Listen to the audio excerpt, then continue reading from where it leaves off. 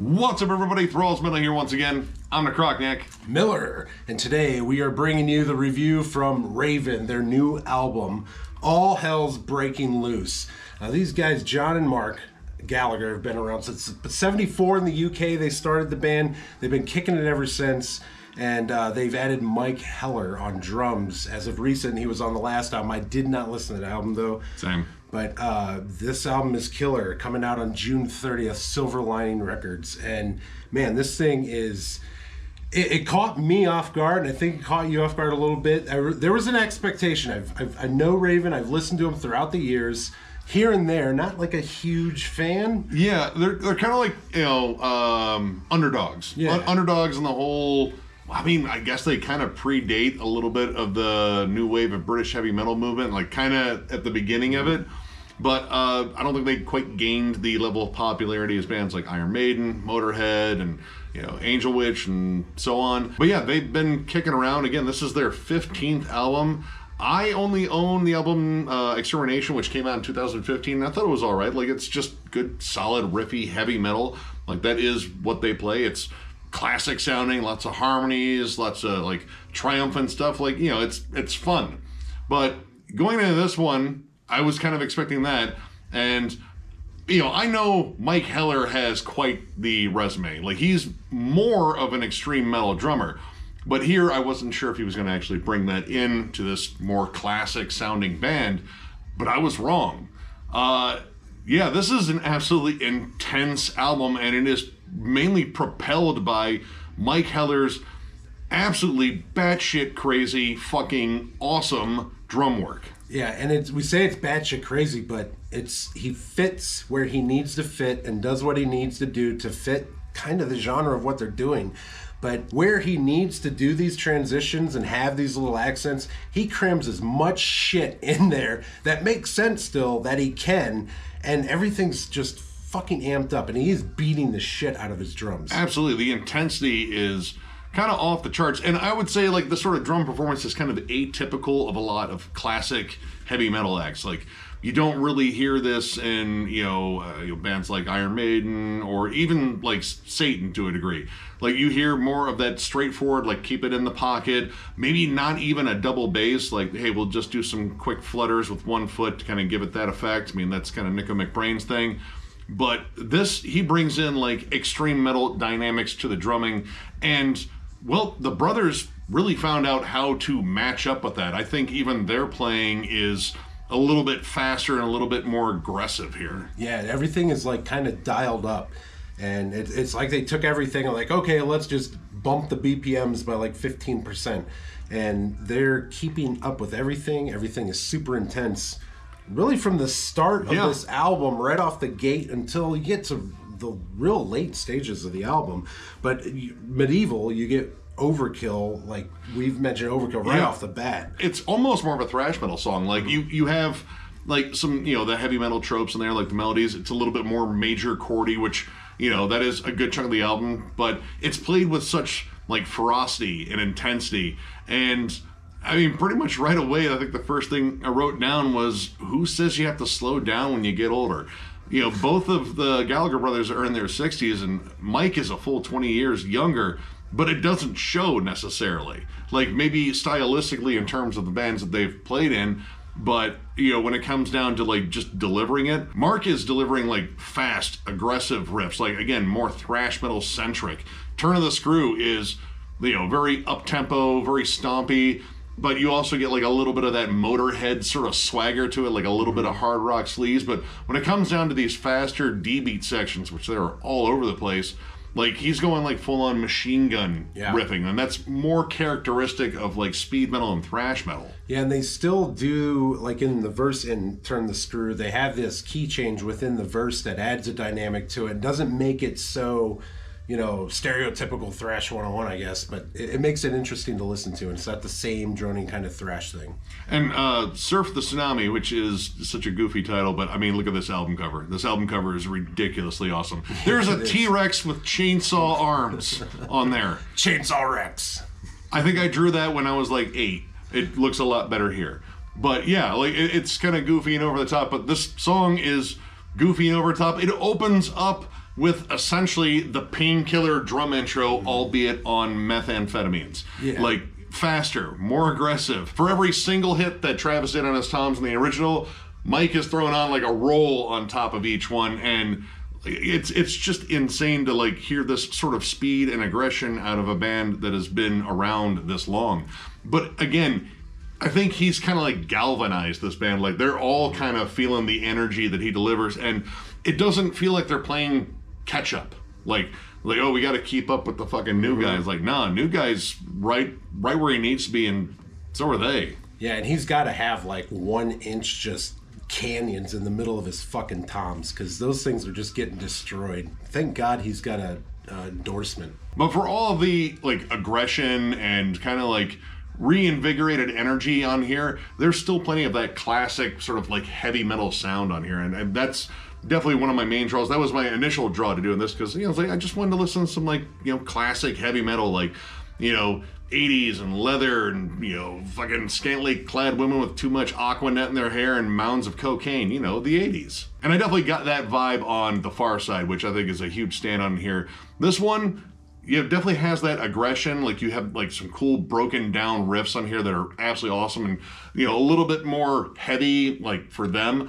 But man, does the chorus just deliver a flat out giant 80s rocker hook, and it is absolutely infectious. In fact, like I wanted to start singing along with it, even though I don't know the words. I don't care. Like the melody's infectious, but it packs in all that classic energy, and that is what I like. Like they're not trying to abandon like their old school sound. Like it's very much on display here, but it's just ramped up. It's reinvigorated, and with just like a slight dose of, again, something slightly more extreme. I wrote down, like, I haven't heard that proper of an 80s big chorus probably since the 80s. But I want to talk about the pre-chorus in this song, because I talk about this in the channel a lot, of, like, filling space and knowing when to do stuff and when to tighten it up.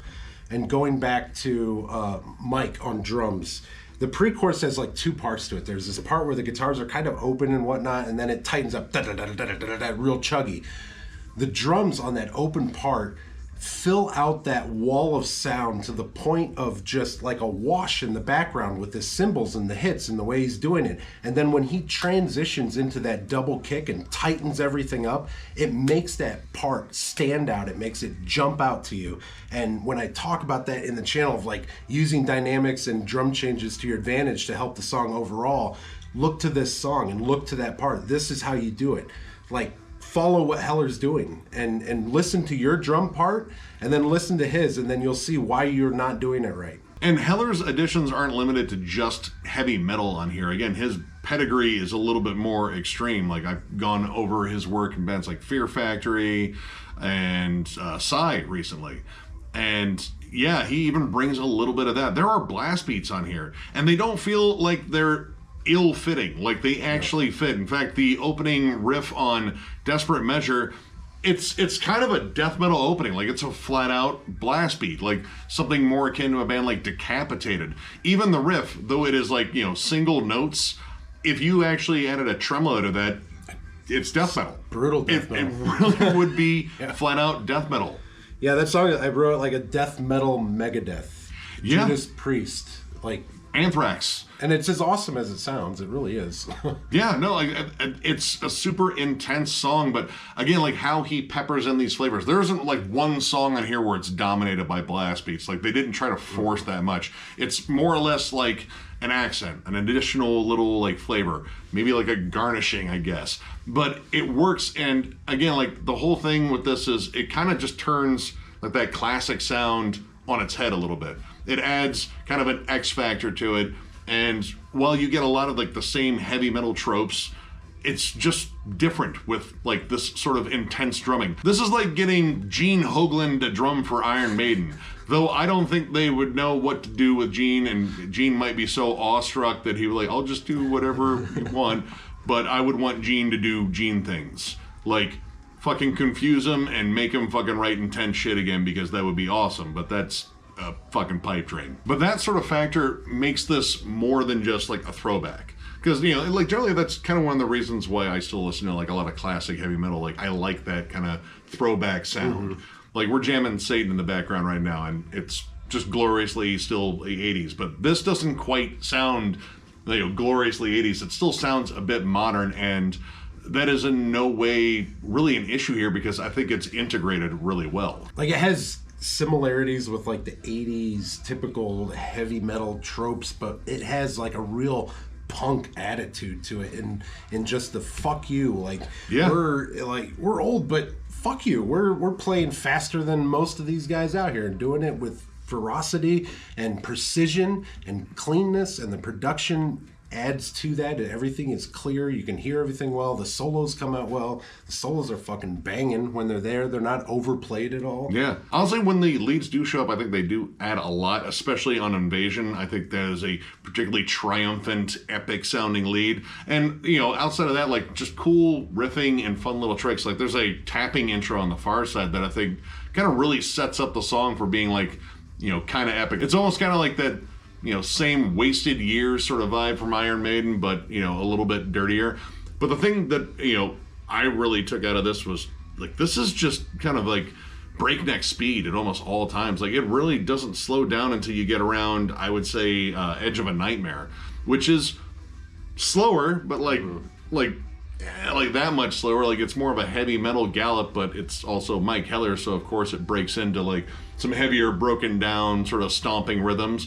But, that was kind of like one of the cool things is like, man, it's just cool hearing a band this far into their career put out what might be one of their heaviest albums. Yeah, and bringing it consistently throughout most of the album. And Edge of Nightmare, like you mentioned, that's kind of the point where even that song was like kind of on par with what I expected of the album, in that it was a little more laid back and controlled, but still, like, it's laid back and controlled on the drums, but man, he's just beating the shit out of them with like billy clubs. You can hear it. It's nuts. Yeah, and with the very crisp modern production, like, it has like such a profound punch, and the drums are nice and kind of forward in the mix, which, I mean, I think Mike was involved in the production, so yeah, it probably would be. In terms of like any negatives on here, I have maybe a couple, and one's more of an observation. In terms of one, John's vocals, I think you can hear where he's comfortable, but when he pushes into his higher range, I just don't think there's as much power behind it. And sometimes the vocal harmonies,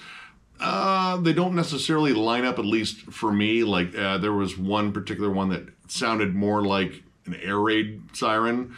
At a certain point, like, it was like, that's not doing it for me. But he has like a more comfortable range just below that where he sounds fucking great. Even adds a little bit of like a sneer to it too. Like, there's a little bit of that, classic 80s pissed off attitude. Yeah, that's a good way of putting this whole album. This whole album has just got a pissed off attitude. Like, fuck you guys, we'll show you how to do it. Yeah, I will say that this is a bit front loaded though. The opening 4 tracks in here are so damn good. Like, honestly, pace setters for the entire album.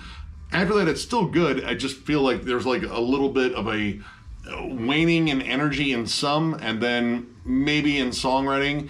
And by this point, you have heard a lot of the stuff they're going to do. Like, again, this is built on a lot of classic 80s heavy metal tropes. I mean, this is their fucking wheelhouse. This is where they came out of.